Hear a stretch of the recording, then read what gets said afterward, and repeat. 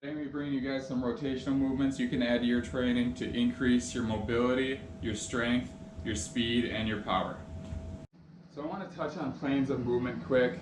In my last video I talked about the sagittal and the frontal plane. I'll retouch on those quick, and then I'll talk about the transverse plane. So sagittal plane is basically anything where you're moving front to back, and this can also be up or down. So if you're thinking what most people are doing in the gym, maybe they're doing bench press, maybe they're doing push-ups, this is sagittal plane movement. Maybe they're doing bicep curls or tricep push-downs, that's a sagittal plane movement. Overhead press, rows, squats, forward or reverse lunges, these are all sagittal plane movements. In my last video I showed you, I think, 29 different frontal plane movements. So these would be lateral movements, side to side, like lateral lunge. Going out to the side like this, lateral raises with your shoulders. Pull-ups can be this if you're doing your pull-ups with your arms out to the side. Otherwise, if you're doing them forward, that's also a sagittal plane movement. And not that sagittal plane movements are bad. These are definitely awesome gym movements I recommend you doing, but it can't be the only thing you're doing. So sagittal, again, front to back, up or down. Frontal plane, anything side to side, lifting out into the side. And then rotational plane, or transverse plane, these are all rotational movements. So this would be like reaching across the body, twisting the spine, moving the shoulder in circular motions both ways, moving the hip up and out to the side.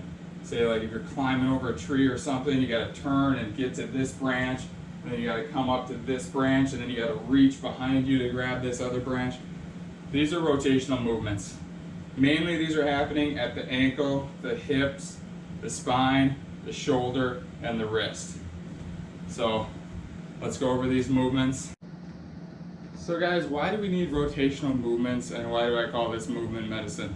Well, our joints are meant to move through many different articulations in many different ways. If you think about it, when human beings were hunter-gatherers, going through the woods, going through the savannah, going through all kinds of different landscapes, hunting food and picking berries and wild edible plants, we're not walking always on flat level ground. We're walking on varied terrain. We might be hiking up things where we're doing certain movements with our hips. We might be ducking under trees or climbing over trees in different ways, maybe climbing over a couple trees.